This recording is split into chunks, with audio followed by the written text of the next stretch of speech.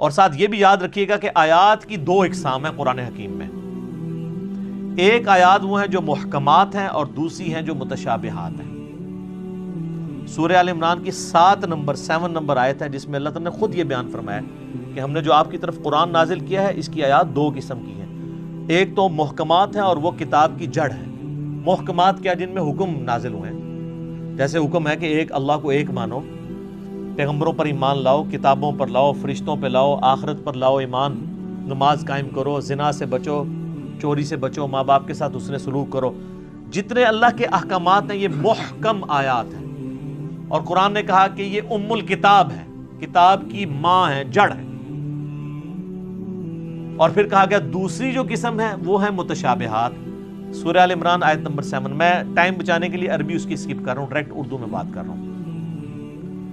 اور کہا گیا وہ متشابہات جو ہیں ان کی جو تاویل ہے وہ صرف اللہ کے علم میں ہے، اور اہل ایمان صرف ان پر ایمان لاتے ہیں اور اس کی تاویل کو اللہ کے سپرد کرتے ہیں، اور پھر اللہ سے یہ دعا کرتے ہیں کہ جو کچھ اس کتاب میں نازل ہوا ہم اس پر ایمان لاتے ہیں.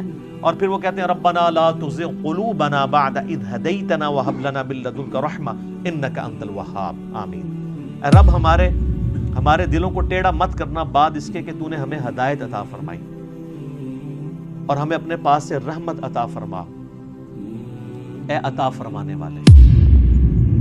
متشابہات کی وہ تفصیل میں نہیں پڑھتے، اور قرآن میں کہا گیا انہی آیات میں کہ جو ان متشابہات کے پیچھے پڑھتے ہیں ان کے دل ٹیڑھے ہو چکے ہیں، کیونکہ ان کا سلوشن ہمارے پاس موجود نہیں ہے.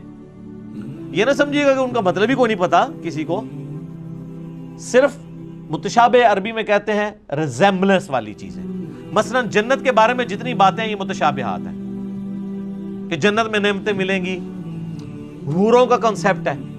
اب دنیا میں اس کی مثال آپ من و عن تو پیش نہیں کر سکتے. دنیاوی عورتیں تو اس کی مثال نہیں ہو سکتی، لیکن دنیاوی عورتوں کو اللہ تعالیٰ نے ایک ریزیمبلنس کے طور پر دنیا میں ماڈل کے طور پہ پیش کیا ہے کہ بس جس طرح یہ ہے ایسے ہی حوریں بھی ہوں گی. لیکن وہ کیسی ہیں؟ وہ سورہ سجدہ میں ہے کہ جو اللہ نے تمہارے آنکھوں کی ٹھنڈک چیزیں نعمتیں چھپا رکھی ہیں وہ کوئی اس کو امیجن بھی نہیں کر سکتا. بخاری مسلم میں ہے کہ نہ کسی کے دل میں ان کا کھٹکا بھی گزرا ہے کبھی، نہ کسی آنکھ نے دیکھی، نہ کان نے سنی، نہ کسی کے دل پہ کھٹکا گزرا جو اللہ نے جنت میں نعمتیں تیار کر رکھی ہیں. لیکن اس کی مثالیں بیان کی جاتی ہیں. اسی طریقے سے کہا گیا شہید زندہ ہے لیکن تمہیں شعور نہیں ہے. کہہ دیا نا بھئی زندہ کیسے ہے؟ مرا ہوا ہے، اٹھ نہیں سکتا، قبر سے باہر نہیں نکل سکتا. یہ متشابہ آیات ہے کہ وہ آخرت کی زندگی ہے، اس پہ دنیا کے رولز اپلائی نہیں ہوتے. اچھا قرآن بار بار کہہ رہا ہے کہ تمہیں شعور نہیں ہے. ہمارے مسلمانوں نے جس چیز سے منع کیا تھا شعور نہیں ہے، انہوں نے الٹا شعور بنایا اور کہا جی زندہ ہے تو زندہ سے تو ہم مانگ بھی سکتے ہیں، تو اسی لیے ہم جا کے مردوں سے مانگتے ہیں. تو اس پہ پھر میں ہی پھکی دیتا ہوں کہ یہ زندہ بندے میرے پاس بیٹھے ہوئے ہیں 70-80 کے قریب، میں کسی سے بھی پانی مانگوں مجھے دے دے گا. آپ ذرا اپنے والے زندہ سے ذرا مانگو نا کہ چلو قبر کے اندر سے کوئی ہاتھ باہر نکال کے بتا دے. اگر آپ یہی رول لگا رہے ہو پھر آپ کو ماننا پڑے گا کہ یہ زندگی اور وہ زندگی اور.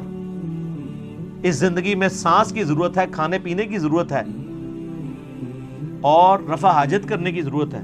اس زندگی میں ان چیزوں کی ضرورت نہیں ہے. تو جب شعور ہی نہیں، متشابہات ہیں اس کے پیچھے پڑے ہوئے.